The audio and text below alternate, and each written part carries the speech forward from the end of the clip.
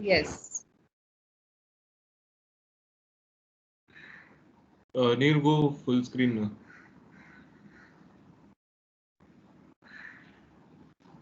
Yeah, so our paper is the hunters, gatherers, and foragers in the metropolis, commonizing the private and public in Mumbai. Next. So the writer of this paper is Devanathan Parthasarthi. He's a IIT Bombay professor of the Department of Humanities and Social Science, and he has written a similar paper on various countries of India on political, social, and ecological problems those city have. Next. Uh, Yeah, I can hear you very softly. I cannot hear it it's a properly. little faint, but we can hear you. It's still very faint. Is this better? Yeah. Yeah, yeah. Yeah, it's foragers, not forgerers. Huh? Forgery is when you counterfeit something. Foragers is collecting. Yeah. Okay. Okay. So the paper talks about the group of communities that are dependent on the urban commons, and they are unconnected to the image of the fantasies of a developing city. So these groups that are described in the paper are the fishing communities, the salt pan workers, the cattle sheds, the tabelas in the city itself, and the tribal communities in Sanjay Gandhi National Park and RA Mill Colony. Next. So now defining what is a common pool resource. So a common pool resource is a type of good consisting of a natural or human-made resource system whose size or characteristics makes it costly but not impossible to exclude potential beneficiaries from obtaining benefits from its use.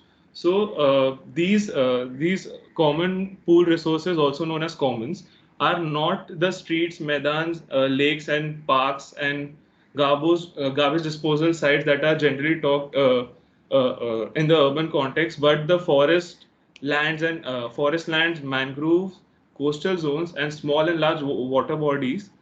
So the ownership of this land, the right to the property of this land uh, uh, may be varied, but the embedded resources of this land are can be actually used by external actors who do not own any property. Uh, so that is a commons and a very common problem that the common pool resources face are the property rights and regimes and the governance issues. Next. Neil. Yeah. The paper aims to better understand and explain the processes that are forcing out the cities less privileged from its common. So the existing housing in the cities are saturated, and these lesser privileged groups are forced outside the cities, whether it may be illegally or legally. Then expanding the resources of imagining city futures and better ways of living in the cities. The research on urban context tend to be about the problems of accessibility and inclusiveness. So the writer tries to go beyond this and beyond these questions. Describing Mumbai as a city by describing places that are not a part of the set of fantasies, and giving a robust critique of bourgeoisie environmentalism that fetishes nature. So these environmentalists, in a sense, ignores the huge amount of labor expended by the landless proletariats in these urban resource commons. Next. These are some of the questions that are raised in the paper. So, how does the urban poor meet their fuel requirements? How is a fodder arranged for the livestock, or how are the food requirements are met, and etc. etc. So now we will go into the into detail about the Koliwadas and the salt pan workers. Neil.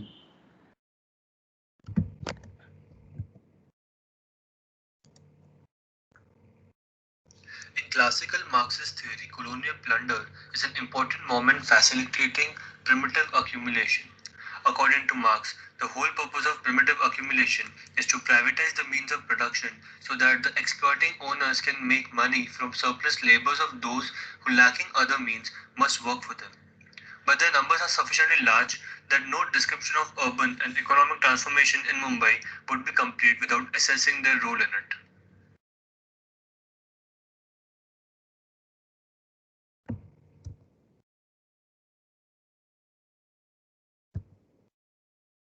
A source of conflict among the fish workers is the movement of fish workers around the region, leading to encroachment on catchment areas.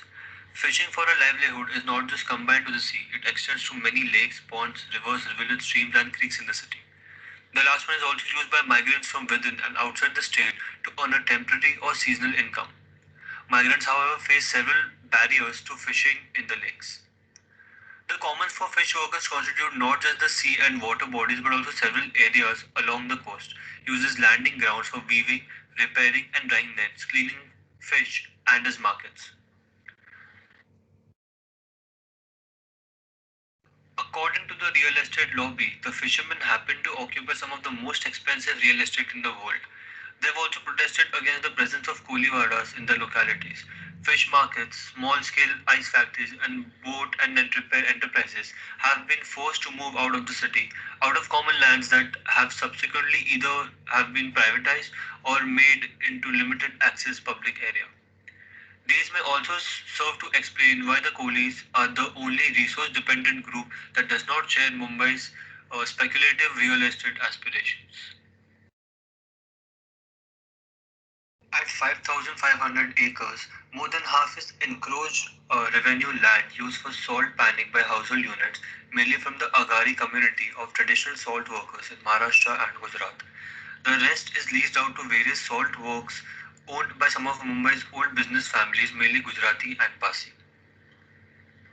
There has been continuous pressure to release salt pan lands for construction and commercial development over the last decade. Significantly, environmental arguments about the local mitigation capability of salt pans are ignored in the proposed plans. Current environmental regulations would prevent real estate growth on much of the salt pan lands. During the 2005 floods, mangroves and salt pans in the eastern suburbs mitigated the scale of the disaster, while the destruction of mangroves in violation of FSI norms were among the key causes of flooding in the western suburbs.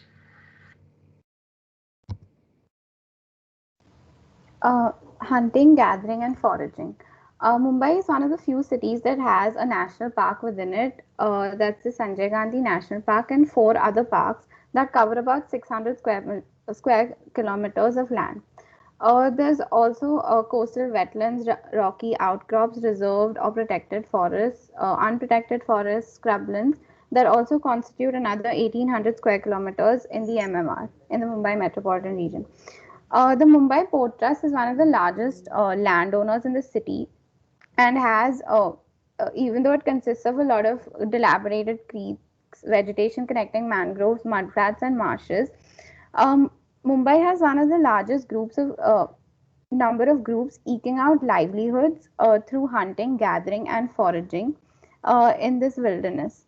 The dependence on these habitats hunt, forage, gather food, fodder, fuel wood, leaves, fruits, flowers, medicinal plants, and other minor forest produce. Um, if, though these practices are essentially illegal and to uh, entail paying bribes to the gatekeepers to enter these areas. The Adivasi hamlets in and around the Sanjay Gandhi National Park or the RA and the RA Mill Colony have shrunk due to luxury complexes, hotels, recreation spaces, etc. But even though these people still continue to survive on cattle grazing, gathering firewood, forest products, and cultivating paddy on tiny parcels of the land, although there's illegal as they're on reserved forest land. The lower caste migrants gather fuel wood for themselves, and the urban poor who lack the connection to sort of get cooking fuel. Mostly for the pavement dwellers and homeless, as well as smaller households, tea shops, eateries in poor neighborhoods also use firewood as their main fuel. A large market for fuel wood exists, which is serviced by gatherers of firewood, which are mostly young women and girls, because it is seen as their better place to negotiate with the gatekeepers. So the women and children help in gathering fallen woods, while the men help in cutting down the trees and going deeper into the forest. Next slide. Um, Next slide.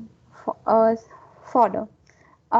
So foraging for grass is also for fodder for 200 tabelas that provide milk and milk products in the city to small eateries, households, milk centers, etc.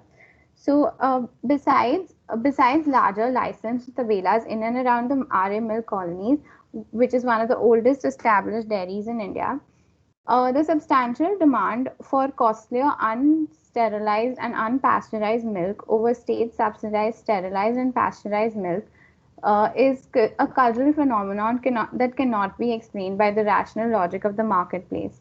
Historically, several large tabelas operated in the mill area in central and south Mumbai, but these were forced to move into the suburbs in the 1950s.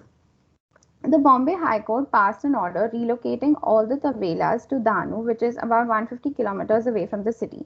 But stiff resistance to move these stalled its implementation. But now, the tabelas are being eyed by, like the tabela owners allege that it's being that they want to move the land, and it's being eyed by builders as it's a prime land on which where the tabelas are located. Um, so again, the sources of fodder for them are forests, mangroves, and they also involve payment of bribes. Um, from a real estate point of view, the tabelas are now being eyed by the builders in areas which have saturated of all available space and the land prices are high. Um, For instance, the area around the RML colony is gradually being encircled by new luxury development and is shrinking in space.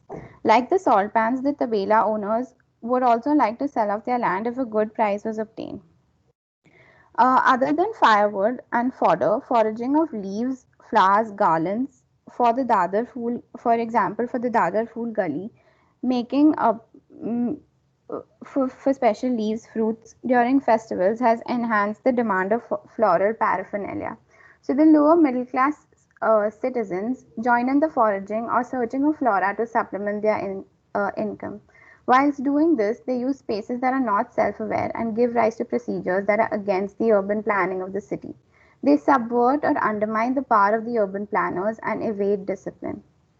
This foraging cannot be confused with urban practices that are equitable or sustainable. Next slide. Uh, the hunter gatherers and foragers believe in the legitimacy of their practices, since their conception of the law is based on the legal nature of things and not how it is defined by the law. And the commonizing precisely arises out of this belief. So even though there is a large scale destruction of encroachment on the salt pans, mangroves, and forests, and of such properties, illegal or legal claimants of such sites for the urban poor, they prefer to maintain and regenerate such resources not just for short-term livelihood, but also to preserve the possibility of cashing in on their land values for a future date. And thus, this is one of the reasons why the state holds on to such property, because the sale and the lease of such land brings in a significant amount of revenue for the state government during financial crunches. You can go to the next slide.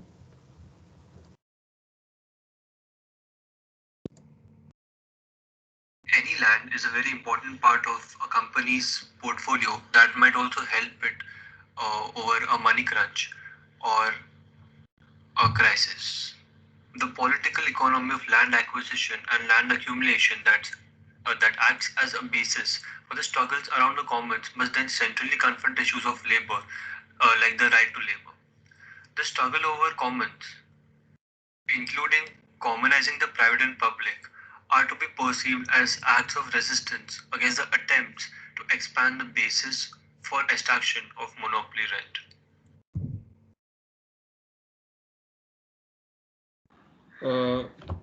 Millions from the agrarian sectors enter the urban labor market, but the capital in India seems to have no place for them. So the informal way of exercising the right to labor is commonizing, and that is what they resort to.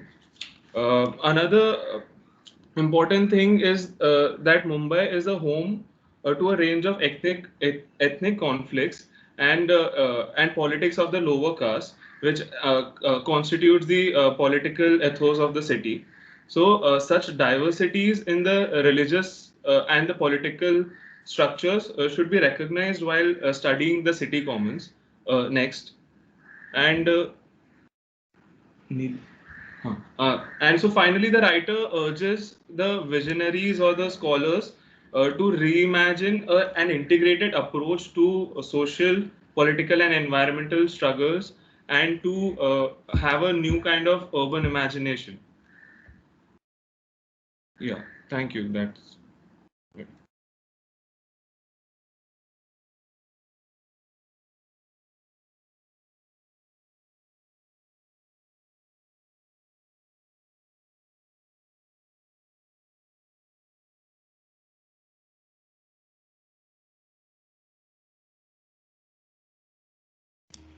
Hello, is the screen visible? Yes, yes.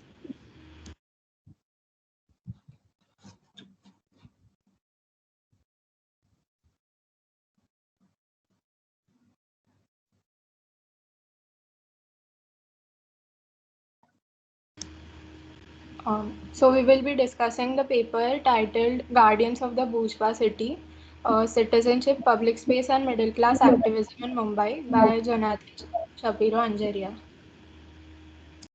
Shruti, please go full screen now.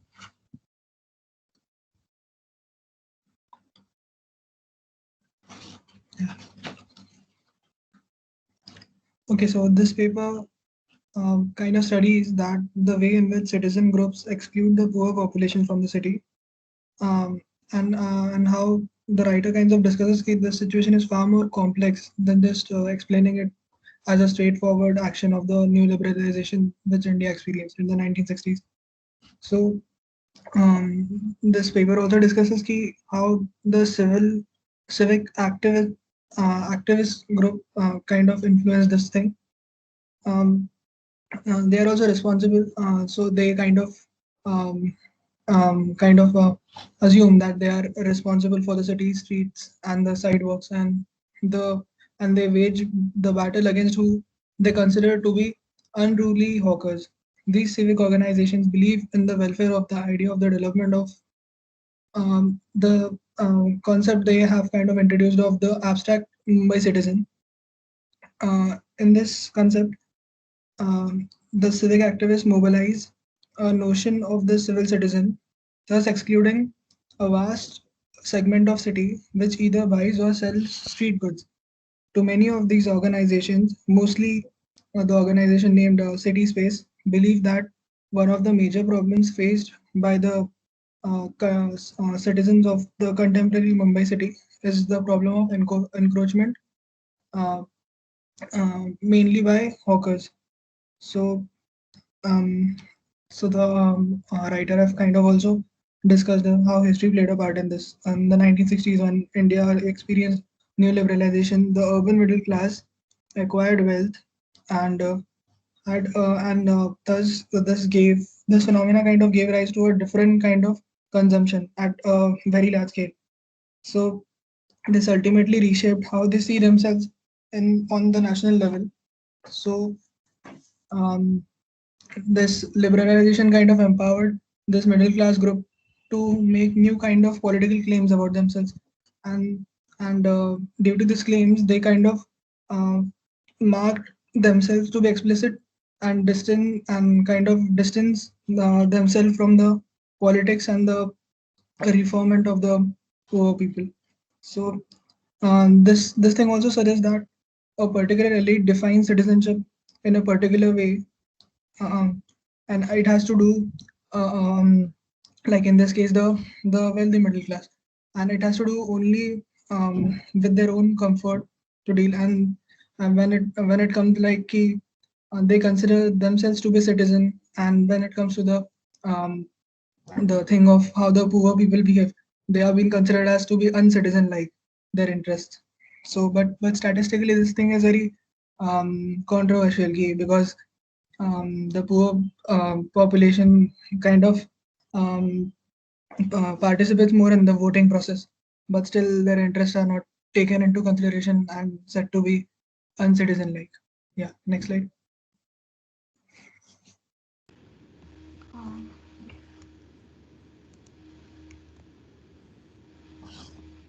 Yeah, so in 2014, India adopted a new federal law protecting the rights of street vendors, which recognized the legitimacy and legality of their activities through a process of regularization. And this act altered vendors' legal status, and each municipality was required to grant licenses to registered hawkers and also to establish town vending committees, and these committees would divide the zones into hawking zones and the non-hawking zones, and it was also responsible for settling conflicts between the vendors, residents, shopkeepers, and municipality. So throughout the paper, the author has talked about these various conflicts happening between these people through the form of interviews. So the website of CitySpace, which is the NGO which was most active in the hawker issue, had shown similar pictures titled as Streets with and Without Hawkers. So the first two pictures depicted chaos, dirt, disorder, and infrastructural failure, and the next two pictures showed a sense of calm, quiet, and efficiency. These photos arouse in the imagination of the audience the future that can be possible by a hawker-free public space. And it also shows how this kind of space is efficient for a city that is aspiring to be modern. So, in his conversation with the civic activists, the author heard about an incident where one of the members said that after the BMC demolished a space where a hawker used to stand, some of the residents from her building quickly built a cement planter in the space where the hawker used to stand.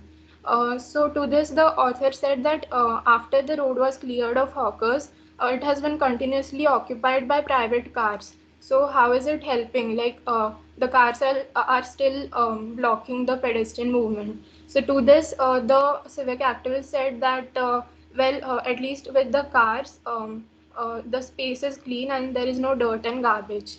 So from this interview, we get to know that the hawkers of cooked food are understood as a cause of street with garbage, blocked drainage system, and they disturb the flow of pedestrian movement and facilitate street crime.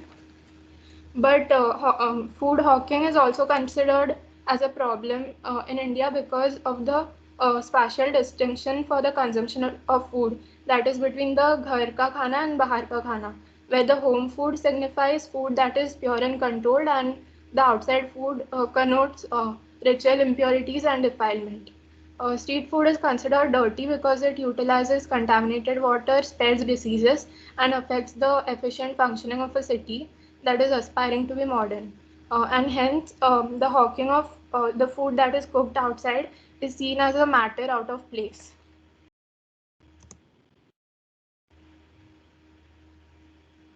Okay, the complacent middle class.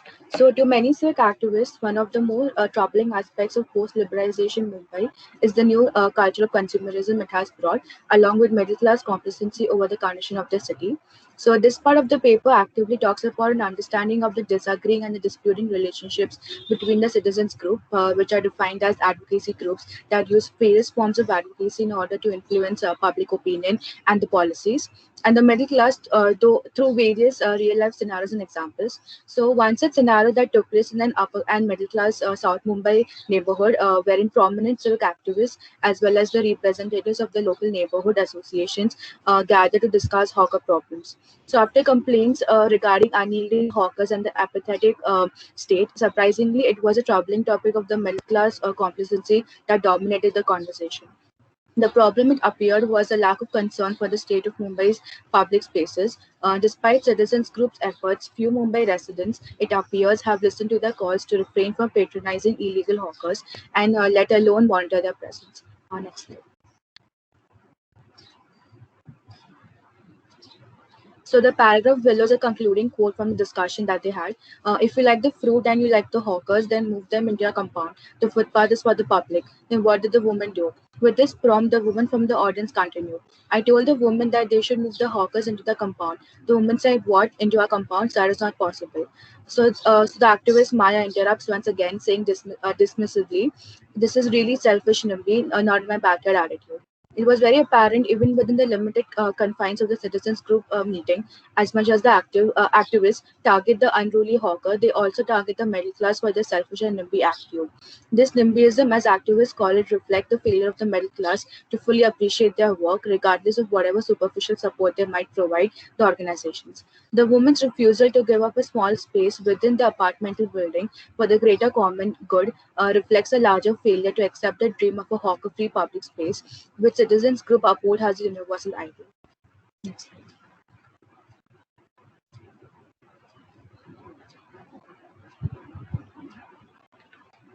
Next slide.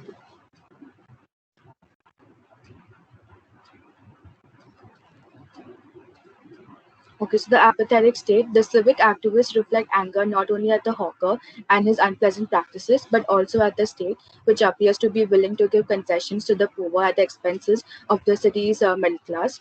The activists' rage was fueled by what they perceived as a consistent failure of the municipality and the police to remove illegal hawkers from the city street. The BMC knows that the hawkers are selling goods on the street, but they do nothing about it. Hawkers are not using the BMC markets and the Hawkers Plaza built by the BMC in Dadar and central Mumbai, but instead are storing goods there and hawk out on the street illegally. So the BMC must know what is going on. The police and the BMC get 1 crore a day in Hafta from hawkers. From my window, I see hawkers giving BMC officials Hafta so bonti. The ward officers must implement the hawker regulations. According to the participants, the state's unwillingness to address the hawker problem is due partly to the large amount of money collected as hafta or regular bribes by the police and the BMC from the hawkers. Next slide. Yeah.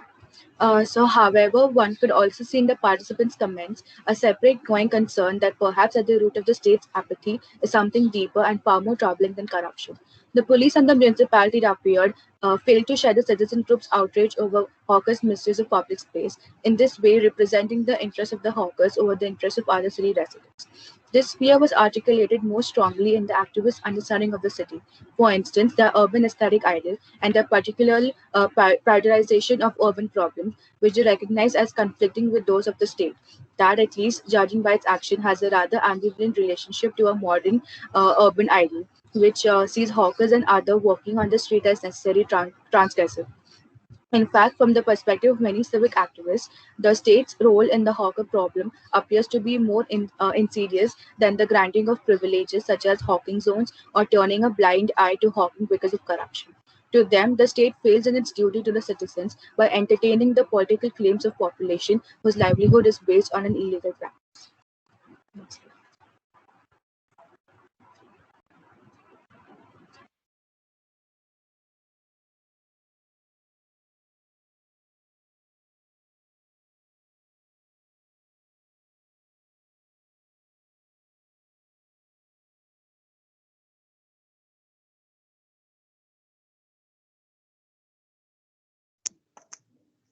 Hello. Yeah. Yes. Figuring citizenship.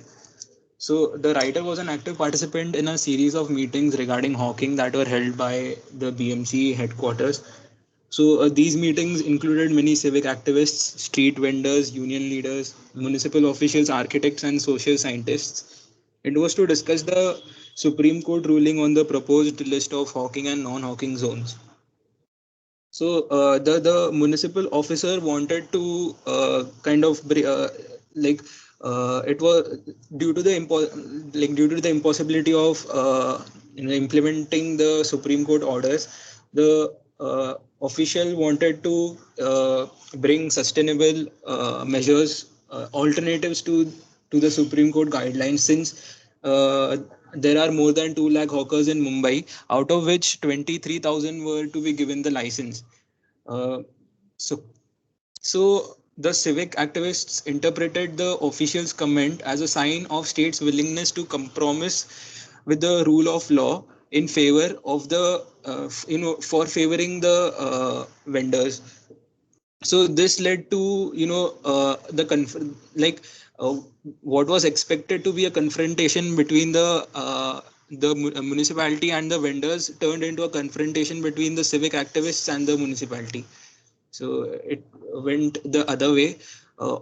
There was another instance that caught the writer's eye was when the peon was serving chai to the people. So when they were about to drink it, the municipal officer comments that this is hawker wali chai, if you don't mind. So by saying this is hawker wali chai, the official pointed out the reality of the city, which is that the services hawkers provide are essential to the people's daily lives and thus smooth running of the city. It was as if to say that the illegal hawker has managed to insert himself within this exclusive context meant only for the so-called citizens. So so this further annoyed the civic activists. Like they were during the meeting also they were directly challenging the authority through their words and body language. Their intended message was, since they are the citizens, they only have the rightful authority on this matter. Uh, yeah. So, like objecting to the comments made by the hawker union leaders, one of the people from the citizens activist group said, "We are the citizens. Who are you?" So this statement was kind of a made like it. He told that there was silence during this statement. So this could be meant to suggest that the union leaders' political claims represent those of narrow vested interest. Like it is only for their own personal financial gains that they are thinking, while the city civic activists work on the behalf of the public interests at large. It can be also said that the civic activists attempt to shut out the voice of the city's poor and the process reshape the priorities of the urban governance. Next. Uh, so in this way, one might say that City Space and the other NGOs do represent the city's citizens of Mumbai in a rather literal and limited sense. It can be also seen as their failure because due to the sluggishness of the state's responsiveness to the civic activists' concerns, the failure of even their fellow middle class city residents to follow their directives to not shop from hawkers, and the uneven results of hawker eradication both literally and ideologically suggest the inefficiency of these groups. uh, yeah, and then previous slide. So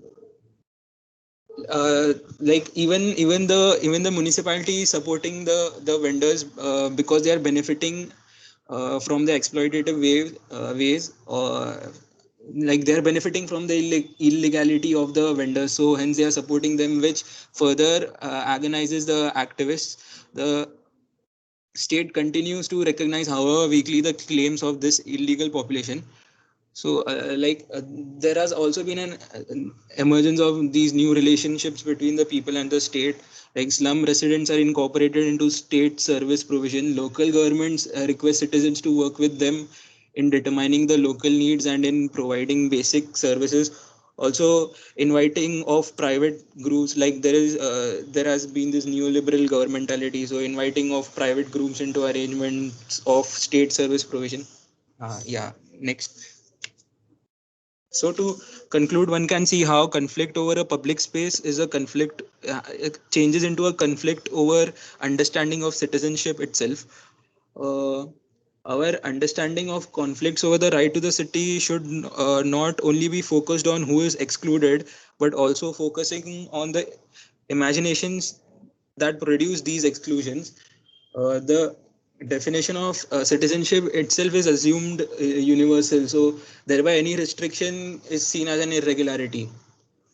As in this context, what is citizenship is precisely is what is being debated.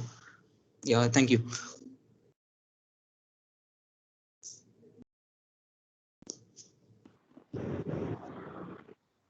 All right.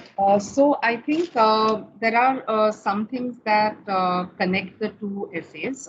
Can someone point out what those are? Like there are some common aspects between the first and the second essay. So could anybody comment on that?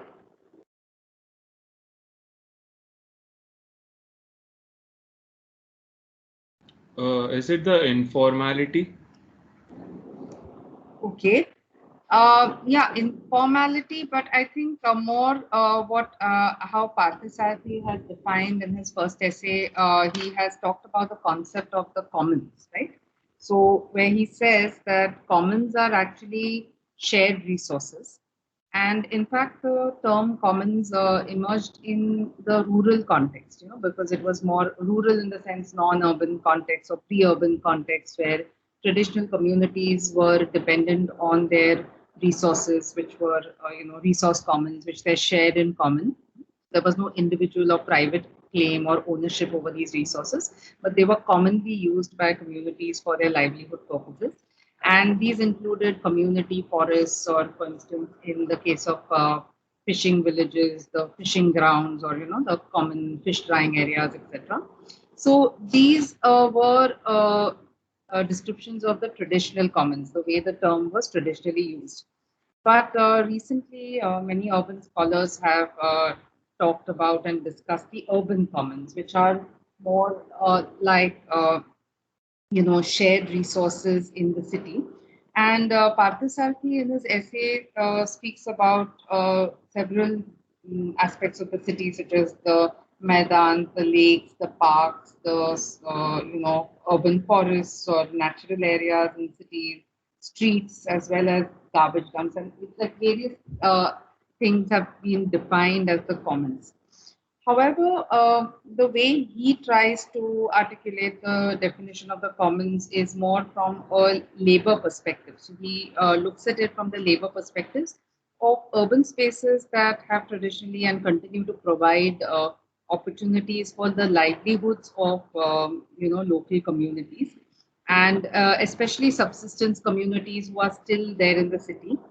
And interestingly, he points out that basically these are activities and practices of the poor communities, which are somehow who are dependent on subsistence and primary activities, ranging from hunting, fishing, foraging, gathering, for food, fodder and fuel wood.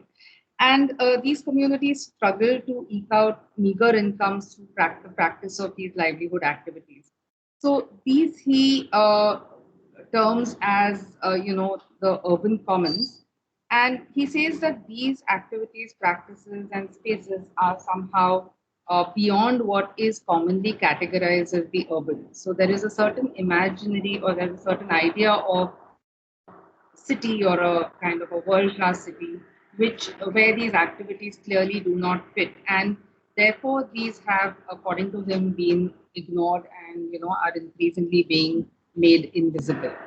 So what he argues is that he also talks about not just the commons as a noun, but commoning as a verb, where he commonizing as a verb, where which consists of three things. It actually includes a community, it includes a resource, or which may be land, or which may be some livelihood resource that the community depends on. And the third aspect, which defines the commons, is a practice, that there is an activity or a livelihood activity where these resource dependent communities actually depend on these common pool resources for their livelihoods. So basically, there's a lot of literature on common pool resources, because that they enable the poor and those who have no property, or what one needs to also realize, that these communities who are dependent on these resources in the city do not have any property rights, or do not own these lands or areas which they subsist on. But although they have a right to labor, and very often these rights may have been customary rights, where they have traditionally been carrying out or conducting those forest dependent or resource dependent activities. But more recently, one also speaks of in the contemporary context, various new practices of commoning which are emerging, where even the urban poor are somehow dependent on livelihood resources, which they may not have traditionally been dependent on. So they could be migrant communities who now fish in the, along the coastline, or, practice their livelihood activities along the coastline. So what is interesting is that all these activities are increasingly being ignored, made invisible, and they are also under the threat from urban development and displacement due to various infrastructure projects or real estate development projects, and also this kind of civic action by the middle classes, who very often find these activities undesirable, or as they call it, a nuisance. So I think this is what connects it to the second essay, because when Jonathan Shapiro Anjaria also speaks about the street vendors and the hawkers and their struggles to retain their spaces of livelihoods, and urban streets have also been defined as part of the urban commons, where markets, in a sense, so although they are not subsistence based, resource dependent activities, communities which are not resource based, they are actually urban commons, where communities are practicing livelihoods such as street vending, etc. Right? So urban markets and urban streets have also been defined as the commons. And increasingly, there is a discourse by the urban middle class, which has been termed as bourgeois environmentalism by certain scholars. And this discourse for a sanitized, clean and kind of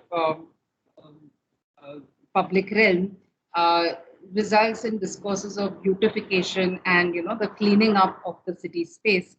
And this is also proposed by various citizens or associations or residents associations, endorsed by various NGOs like City Space, who then want to define these hawkers or livelihood activities as encroachments on public spaces. And there is also legal action, or there are efforts to attempts to evict or remove these livelihood activities from their neighborhoods. So this is also a kind of a not in my backyard NIMBY approach, where people want to maintain a certain kind of environment.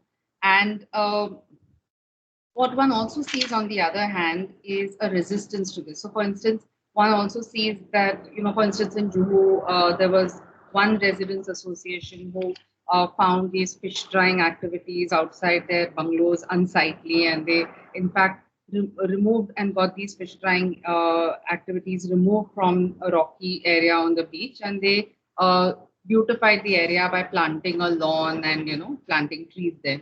So it is interesting how there are efforts by communities, by urban residents groups, to kind of remove these livelihood-related activities which are somehow undesirable and unsightly from their neighborhoods in order to create this beautified environment. And on the other hand, one also sees this kind of resistance on part of communities who want to, claim their rights to fish or forage or, carry out their subsistence-based or livelihood activities in these areas. And and these are actually conflicts over the right to the city, because of two very different imaginations of the city. And they also so on one hand, there are the middle class who wants to define these activities as illegitimate, and there are also efforts on part of communities to attempt to somehow get legal recognition or protection for their commons to prevent this eviction. And that is what we see in case of the policy like the Street Vendors Act, which actually came about through the struggles of hawkers unions and communities who, tried to get this legislation in order to protect their rights.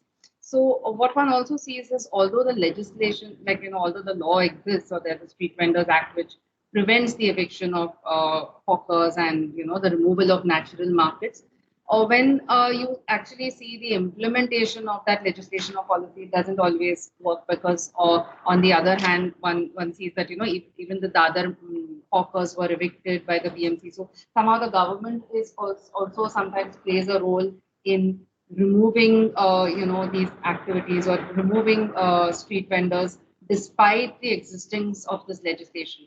One also sees that despite legal recognition of the fishing commons, and the protection of coastal areas by regulations like the CRZ, one sees infrastructure projects and real estate development projects which actually take over these areas for urban development.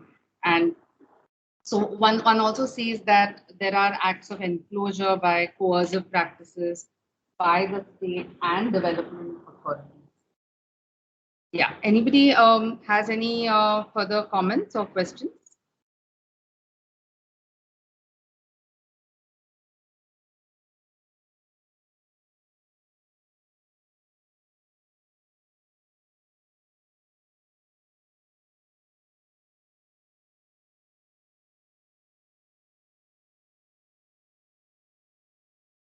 Hussain, do you want to add something? You can hear me? Hello? Yes. Yeah. Yes, we can. Okay.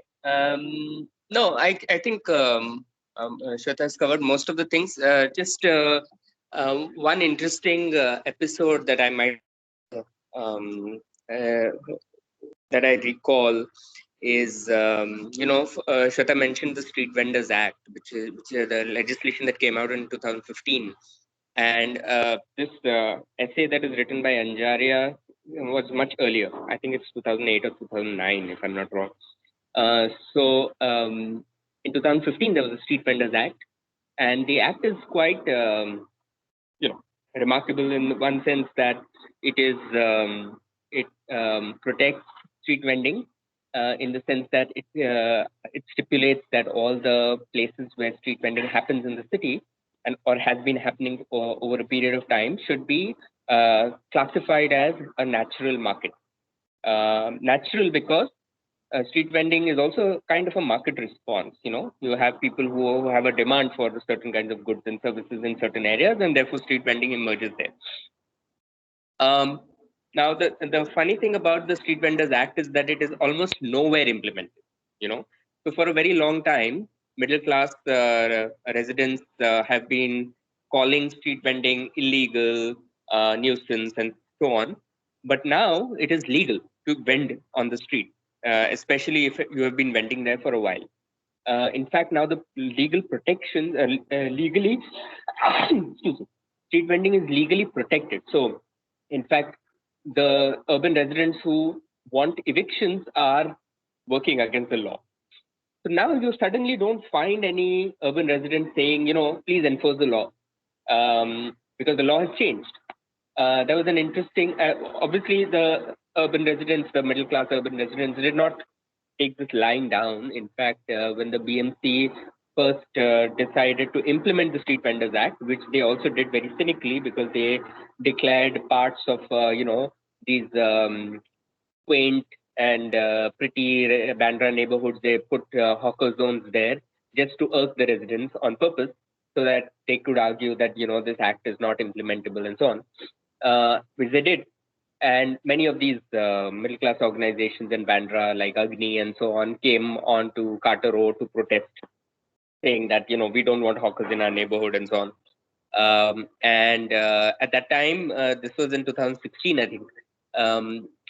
We were working with the hawkers unions, and the hawkers unions themselves turned up in these protests, on Carter Road. And so you had this very interesting situation where you had, on the one hand, anti-hawker middle-class NGOs and the hawker unions in the same space protesting what the BMC was doing, because and the arguments were very different. The middle-class NGOs said, we don't want hawkers in our neighborhood. The hawkers were saying, we want hawking zones where we are presently practicing street vending, not in these middle-class neighborhoods. And so they ended up agreeing with each other. It was quite a comical situation because the media was there and the media was thoroughly confused about what is happening. But this was done deliberately by the hawkers union to point out that even though they don't agree with the middle class residents, but in this situation they agree, because that is not according to the BMC is not according to, acting in accordance to the Street Vendors Act. So these are the kind of conflicts that play out in terms of in terms of how different groups in the city imagine their neighborhoods, and what kind of what they consider to be acceptable in terms of the way in which urban spaces should work and so on. Yeah, I think that's all that I want to talk about. And yeah, so in a sense, Jonathan Anjaria talks about these middle class NGO types as the guardians of the bourgeois city, because the kind of city that they want has a certain kind of a bourgeois imagination. Ideally, bourgeois means upper, the capitalist class. But these days, the term is used also for the middle class. So he's saying that there is a certain middle class imagination of the city, which is on lines of what the middle class generally who travel abroad and, see, empty streets in Chicago and London and Paris and so on, want that kind of urban environment for themselves. So it is a certain kind of idea of beautification and discipline, disciplining of space and how people should behave in that space, which is what Anjaria calls the bourgeois. And they are, in a sense, the guardians of that bourgeois imagination of the city. So that explains basically the title of the essay. All right. Okay. So if anybody has questions or comments, otherwise we can end. In terms of readings, we have just one more class, which is the class on heritage.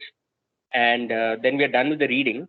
And we may have one more class to discuss your written paper, which will be a university paper. I don't know if the university exam is still on, given the COVID situation, but if it is there, then we'll do a class on giving you some, some tips on what generally appears in this exam. I mean, there's a standard set of questions, and I mean, there's also a standard set of responses. So we can give you some indication of what the paper will be like, but that will be an extra class just to prepare you for the exam. But for all practical purposes, next week is our last class on readings at least. Okay. So yeah, that's it. And let's end and see you guys next week.